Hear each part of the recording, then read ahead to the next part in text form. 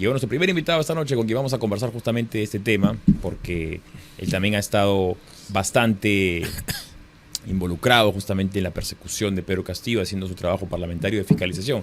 Pero antes, una mención. En el Perú la minería puede ser una oportunidad para todos. El Consejo Nacional de Minería promueve una minería con verdadera inclusión formal y sostenible, donde todos los peruanos tengan la posibilidad de crecer y aportar al desarrollo del país. ¿Quieres ser parte de este cambio? Escribe a incorporaciones@conademi.p. Conademi, construyendo juntos una minería para todos los peruanos. Muy bien.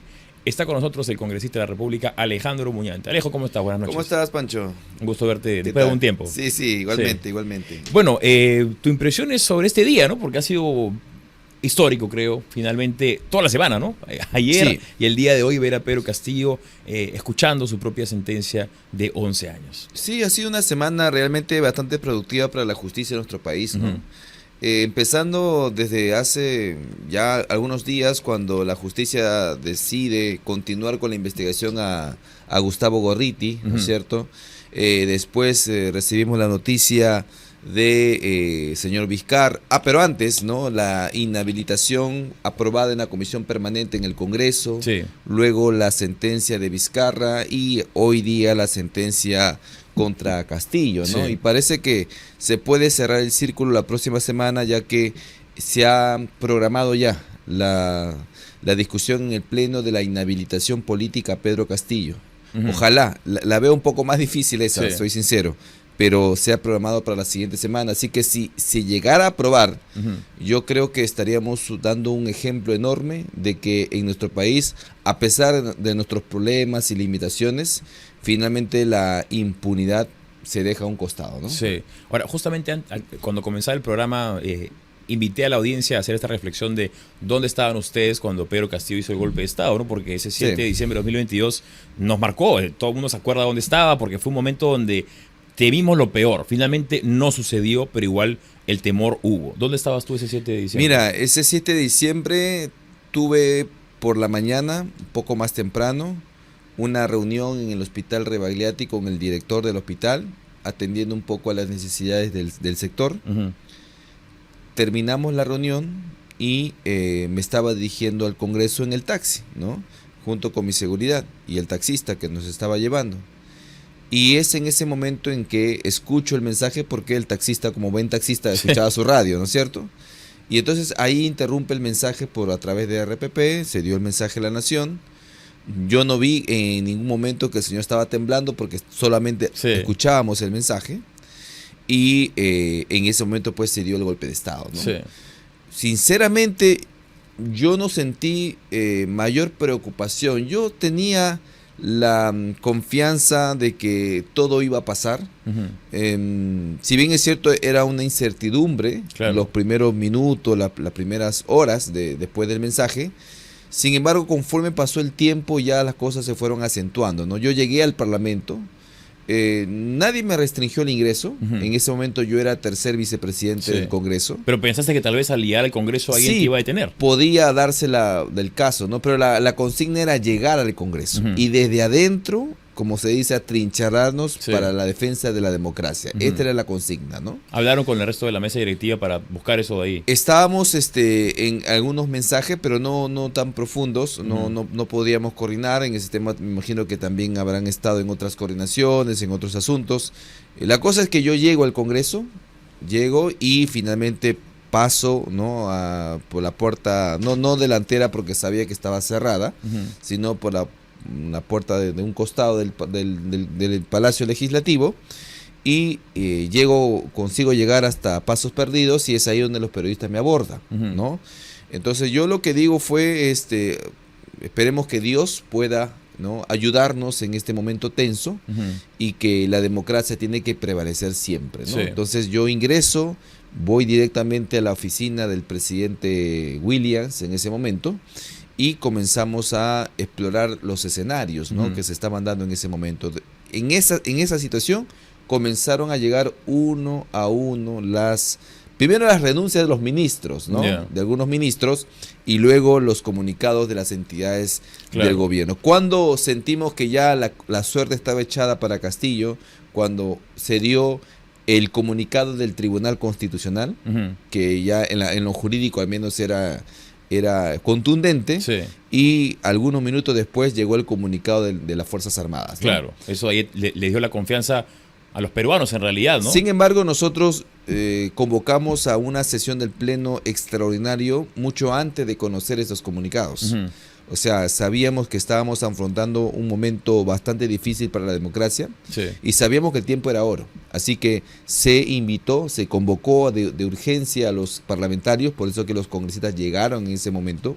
¿Hubo resistencia Y- de parte de algún congresista que sí quería que Pedro Castillo... Al menos no lo dieron a conocer, Ya. no se sabía, porque en ese momento todo era contradictorio, ¿no? Sí. Recuerdo que la misma Singri Bazán no quiso dar declaraciones cuando llegó porque se sintió frustrada en ese Ujú. momento, ¿no? Pero al final se convocó, creo que la sesión del pleno empezó a la 1:00, mientras estábamos haciendo el llamado, sale el comunicado de las Fuerzas Armadas, ¿no? Ujú. Así es. Sí. ¿Cómo, o sea, por qué que este señor hace este golpe de Estado tan ridículo?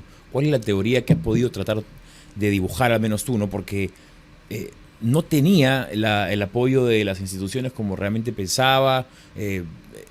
A ver, siempre decimos que el señor no es la persona más inteligente, pero igual. Yo me acojo a la tesis que ha lanzado la misma Betsy Chávez, ¿no? Ujú.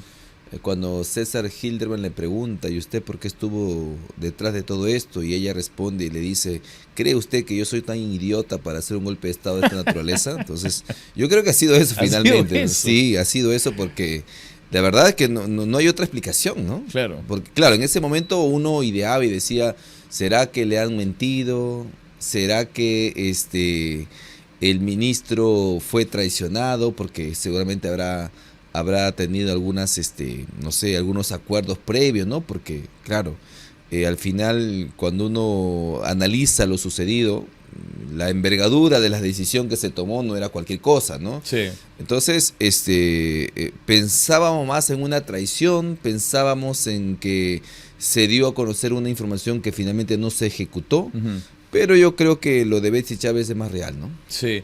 Ahora, el involucramiento justamente de Betsy Chávez, Aníbal Torres y Willy Huerta, ¿te parece prudente que también se les sentencie a ellos por esa cantidad de años? Mira, ¿O Pedro yo- Castillo debería haber recibido una pena mayor?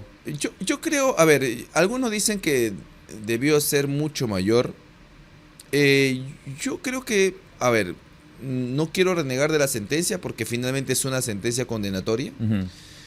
Creo que en la medida de los escenarios posibles, creo que es el mejor, ¿no? Porque también pudo haber corrido, pudimos correr la desdicha de tener una sentencia absolutoria, ¿no? Ujú. Porque lamentablemente nuestro ordenamiento jurídico no estaba preparado para una situación similar. O sea, Sí. cuando nosotros decidimos vacar al presidente Castillo en una sesión extraordinaria, hicimos con la votación que se consiguió en ese momento Ujú. y luego a la siguiente semana emitimos una segunda disposición, una segunda resolución legislativa donde se le levanta el aforo, ¿no? Ujú. Entonces con eso es que el señor Castillo pudo quedarse con una prisión preventiva, de lo contrario se vencían las 48 horas de flagrancia y podía salir libre, ¿no? Sí. Entonces en ese sentido creo que se tomaron decisiones sui generis, Sí. que no estaban dentro de la ley, pero que se tuvieron que tomar, de lo contrario estábamos al borde del colapso. Claro, es que lamentablemente los últimos 8 años han sido bastante sui generis en Claro. general, ¿no? Y entonces la conducta típica penal se estaba haciendo, digamos, se estaba planteando por parte de la Fiscalía que estaba encuadrándose dentro del delito de rebelión y finalmente quedó el de conspiración para la rebelión como un delito residual, ¿no es cierto? Ujú. Pero no hay en el Código Penal un artículo específico que diga que si un presidente comete golpe de Estado, comete Sí. tal delito, ¿no? O sea, lo que se trata es de encuadrar la conducta dentro de un tipo penal, lo que se llama la tipificación, ¿no? Ujú. Y eso es lo que ha hecho finalmente el día de hoy Sí. el Poder Judicial. Mencionabas que la próxima semana se va a votar la inhabilitación de Pedro Castillo. Sí. ¿En la Así comisión es. permanente o ya en el No, pleno? ya en el Pleno. Ya en el Ya- Pleno. ya se votó en la Comisión Permanente. De hecho, el día de hoy se terminó de votar al último involucrado, que es el señor Willy Huerta. Ujú. Se había votado primero Betsy Chávez. El señor Pedro Castillo y Willy Huerta solicitaron reprogramación. después se dio la audiencia contra Pedro Castillo y el señor Willy Huerta no estuvo, perdón, sí estuvo, pero ya no dio el tiempo, ¿no? Porque ya había empezado el pleno de presupuesto y se le reprogramó para el día de hoy. Y hoy en la comisión permanente finalmente se aprobó la causa contra Willy Huerta. De tal manera que ya están expeditos los tres para pasar en la próxima semana al pleno del Congreso. Sí. Veremos qué es lo que pasa, ¿no? Seguramente mucha gente piensa, oye, pero ¿por qué tienen que inhabilitarlo si el señor tiene una sentencia? Son cosas distintas, ¿no? Justo el día de hoy, si las personas han estado atentas a la lectura de la sentencia, la juez justamente hace un descargo de un pedido que se hizo en medio del proceso, porque se estaba señalando que habían dos procesos por el mismo acto y que se podía estar incumpliendo una regla constitucional, ¿no? De sancionar dos veces por el mismo hecho. Sí. Sin embargo, la jueza justamente en ese momento aclaró que son dos actos completamente heterogéneos. Una cosa es la conducta penal y otra cosa es la conducta administrativa o funcional, ¿no es cierto?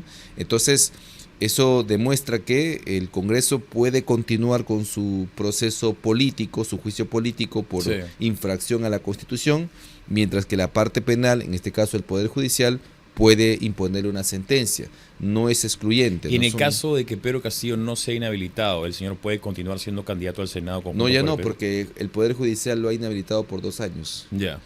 Claro que esa sentencia puede ser apelada, pero en tanto que se resuelva la apelación, de acá por lo menos a 3-4 meses, de ser, digamos, absolutoria o beneficiosa para Castillo, ya habrán precluido los plazos electorales, ¿no? Claro. Al menos para el 2026 nos hemos librado de Castillo, nos hemos librado de Vizcarra, nos hemos librado de Antauro. Ojo, por acciones ya sea de algunas entidades de oficio o por acciones como la de este servidor contra Antauro Humala, ¿no es cierto? Y contra Vizcarra para su tercera inhabilitación. Pero, ¿qué va a pasar en el 2031? Los tres podrían estar habilitados. Eso sería la tormenta perfecta. ¿Crees tú que los partidos políticos que representan o que han estado vinculados con estos tres personajes utilicen estas sentencias como una herramienta de victimización y que les funcione? ¿O crees tú que ya la población no le crea a Vizcarra, no le crea a Castillo? No, ellos van a utilizar el argumento de la persecución política como lo están haciendo ahorita y como lo han venido realizando durante los últimos meses, ¿no es cierto? Es lo que les queda, no tienen otra, porque argumentos legales, jurídicos no tienen. Entonces, ese discurso puede calar en cierto sector de la población desinformada, ese sector que cree que todo lo que sucede en nuestro país es culpa de una clase política, etcétera, ¿no es cierto? Sin embargo, con el transcurso del tiempo, ese discurso que en un momento es emocional, luego comienza a desestabilizarse porque las emociones no duran todo el tiempo. Entonces la gente comienza ya a analizar racionalmente lo que en principio empezó por las emociones y se va a dar cuenta que son discursos fofos, ¿no? Discursos vacíos que no tienen ningún sustento y que creo yo que al final del proceso electoral les van a terminar pasando factura, ¿no? Por ejemplo, el caso del señor Mario Vizcarra, el hermano, yo creo que, claro, en un primer momento cuando Vizcarra estaba libre, estaba mucho más empoderado, pero yo creo que ese apoyo se va a terminar diluyendo en la medida que Vizcarra no va a estar presente en sus encuentros y sus actos proselitistas. ¿Tú crees que Perú primero pase la valla? Ahora sí, ahora la podría pasar, pero al final en abril no lo sé, está un poco más difícil. Es un golpe mortal que se le ha dado al vizcarrismo, ¿no? Porque el hecho de que su máximo líder esté hoy purgando prisión significa pues que al menos van a tener bastante difícil el hecho de seguir aglomerando más población de la que ya tenían, ¿no? O sea, con lo que tienen ahora, no sé si les alcance al final de abril, pero era muy riesgoso, ¿no? Que el señor Vizcarra continúe estando en libertad y a pesar de haber estado inhabilitado, él seguía apoyando al hermano, ¿no? Con la única finalidad de confundir a la población, ¿no? Sí. ¿Cómo ves esa renovación popular tu partido de cara a las elecciones? Porque Rafael López Aliaga se encuentra primero en las encuestas, en algunas un poco más arriba que en otras, pero por lo que hemos visto en las últimas elecciones, a veces está primero tanto antes, eres el primero en caer, o ves tú con fe. Pero en el caso de Renovación es un primer lugar consolidado, no es un primer lugar fofo como el que tenía Johnny Lescano o George Forsyth en su momento, que no se sabía de dónde venía ese apoyo, ¿no? Que era más un invento que cualquier otra cosa. Sobre Rafael no podrían decir eso, ¿no? Basta ir a las provincias, ¿no? A las regiones como San Martín, como Huánuco, como el norte del país, ¿no? El sur también, en este caso Ica o Arequipa, donde hay presencia, para darse cuenta que sí, hay un apoyo verdadero. Y qué decir Lima, ¿no? Sí. Lima tiene su bastión, como se dice, ¿no? Entonces, yo creo que el primer lugar de Rafael es un primer lugar consolidado, es un primer lugar real, que se traduce en votos, que se traduce en apoyo público, ¿no? Y que esperemos que pueda seguir creciendo en la medida que avance la campaña, sí, ¿no? Ahora, está como rival más o menos directa porque tienen un partido con ciertas semejanzas, la señora Keiko Fujimori. ¿Cómo ves tú el fujimorismo esta vez? Porque ya hemos visto 3 veces seguidas Keiko Fujimori pasando a segunda vuelta, y ¿será la cuarta la vencida o esta vez se queda? Mira, yo considero realmente que la ausencia del padre también les va a jugar una muy mala pasada, ¿no?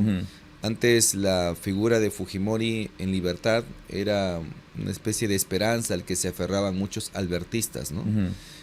Hoy que ya no está con nosotros el ingeniero Fujimori, evidentemente ese voto albertista, me estoy refiriendo, ¿no? Sí.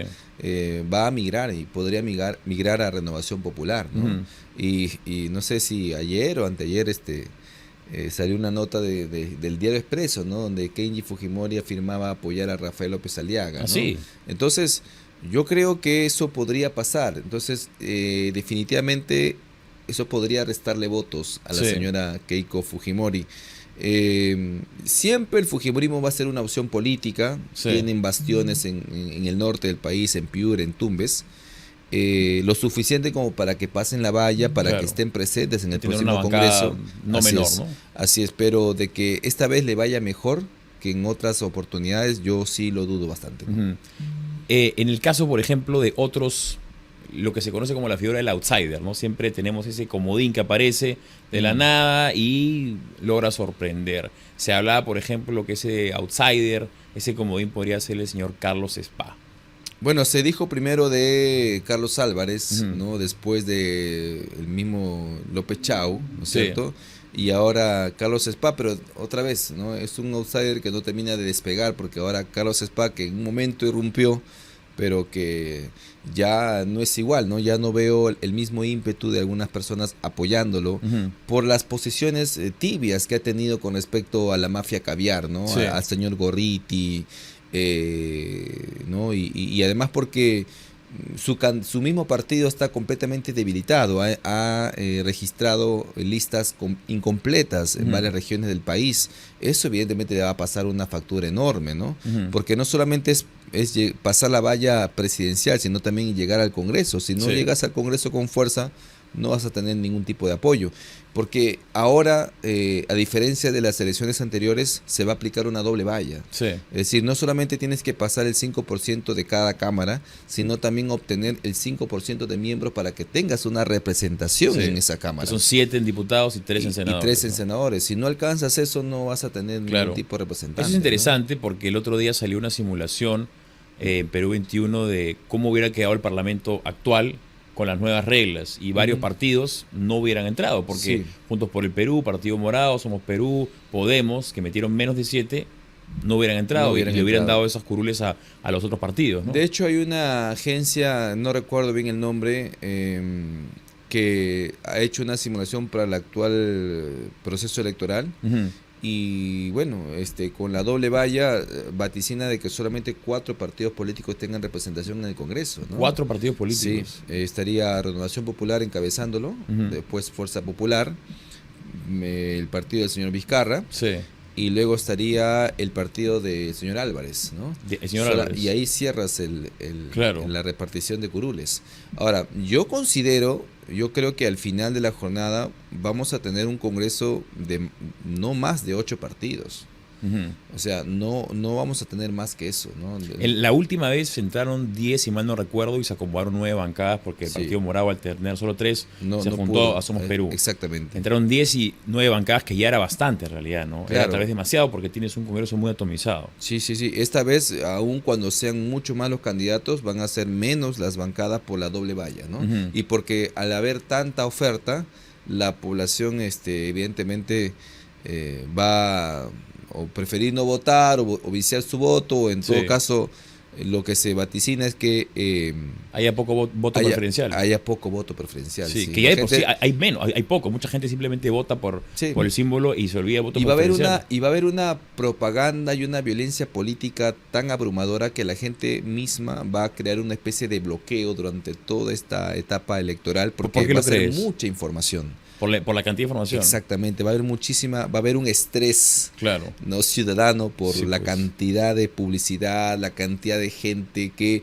va a estar desesperada por posicionar su logo, su marca. Hay muchos partidos que la gente no conoce ni cómo se llaman. Ujú. Entonces ellos van a entrar a una especie de desesperación que van a causar mucho estrés ciudadano. Sí. Entonces la gente va a crear ciertos bloqueos para evitar esa información que en un momento va a ser tóxica, ¿no? Ujú. Y al final recién las personas van a preguntar cómo votar. Sí. Y es ahí donde va a haber mucha confusión. Entonces yo soy de la idea y estoy de acuerdo que va a haber muy poco voto preferencial. Sí, no, eso también es negativo porque si hay poco voto preferencial se siente menos vínculo entre el ciudadano, Así es. el elector Y el Congreso. y el Congreso, ¿no? Sí. Porque muy poca gente va a decir yo voté por él, mucha Sí. gente va a decir quién los eligió, ¿no? Así es, efectivamente, tal cual, ¿no? Y bueno, vamos a ver Sí. cómo se desarrollan estas elecciones, pero yo considero ¿Estás que confiado con Renovación? al menos la parte bonita o la parte positiva de todo esto es que los candidatos que están arriba son de centro derecha, ¿no? Ujú. O sea, no tenemos a un candidato de izquierda fuerte Sí. que represente alguna amenaza para la democracia. Pero igual siempre hay un voto de 14-15% de izquierda. ¿Dónde crees que se vaya? ¿Al señor Ronald Atencio o Y, más a Roberto Sánchez? Eso es lo bueno también, porque los castillistas se han repartido. Ahora, no sé si sea una estrategia. En algún momento, cuando de repente los partidos políticos eran más sólidos, quizás sí pudo haber sido una muy buena estrategia de parte de esta gente, ¿no? Ujú. Pero hoy que están con el enorme riesgo de no pasar la valla, yo creo que ha sido más que nada digamos, una falta de tino político, ¿no? Porque Sí. se han ido a Podemos, se han ido a Juntos por el Perú, se han ido a Primero la Gente, también creo que hay castillistas, después se han ido a Voces del Pueblo, ¿no? Claro. La Alianza Venceremos. Con Nuevo Perú de Verónica Mendoza, ¿no? Exactamente, y luego también Perú Libre también están. Entonces, Sí. hay tantos candidatos que entre ellos mismos se echan cabe, ¿no? Yo la verdad que veo esa foto, ¿no? Y digo, bueno, en algún momento van a tener que reflexionar porque, por ejemplo, la próxima semana que la inhabilitación de Castillo pasa al Pleno, ahí hay gente de izquierda, pero a su vez van a ser contenedores políticos. Claro. Se van a disputar el voto. Entonces, ¿cómo van a hacer? ¿Van a apoyar al que va a ser el que le va a quitar los votos? No lo sé. Ahí Sí. van a estar seguramente contra la espada y la pared. ¿Cuál va a ser los pilares de la campaña de Renovación Popular? Bueno, hoy vemos al ingeniero Rafael López Aliaga estar muy metido digamos, en el tema de la reducción del Estado, ¿no? Ujú. Lo está hablando bastante. A lo Milei. Sí, bueno, no sé si a lo Milei, pero al menos de forma razonable y en la medida en que el país te lo permita, ¿no? Ujú. Porque a diferencia de Milei, por ejemplo, donde los ministerios han sido creados por sola firma de un presidente, en el caso del Perú los ministerios están creados por ley orgánica, Ujú. ¿no? Entonces necesita definitivamente el Congreso de la República. Por eso va a ser importante que Rafael ponga una buena bancada en el Ujú. próximo Parlamento y que esta política de reducción del gasto público pueda tener un respaldo en el Parlamento, ¿no? Sí. Entonces, esa es una bandera que Rafael López Aliaga ha levantado. Y bueno, y la lucha tenaz contra la corrupción, ¿no? No Ujú. hay hoy un personaje, un candidato político al menos, que se haya enfrentado de manera abierta y firme frente a Odebrecht, frente a todo lo que esto ha implicado para nuestro país. y creo que eso además la gente lo va a valorar muchísimo. Sí. Bien, Alejo, un gusto verte como Muy siempre, bien, un gusto Pancho, conversar gracias, contigo. gracias, Alejandro buenísimo. Muñante, congresista de la República y candidato al Senado. Sí, al Senado, Al Senado. con el número 3. Soy todavía aspirante. Ya. El 30 de noviembre son las elecciones. De hecho, este domingo son las elecciones primarias en Renovación y en algunos otros partidos Ujú. para cumplir el proceso electoral. Sí. Y luego ya en diciembre, cuando se oficialicen las listas ante el jurado, Ujú. ahí soy recién El número 3. el número 3 para el Senado. Senado Nacional. Senado Nacional. Así Bueno, es. todas las suertes para Alejandro Muñante, Muchas congresista de la gracias. República.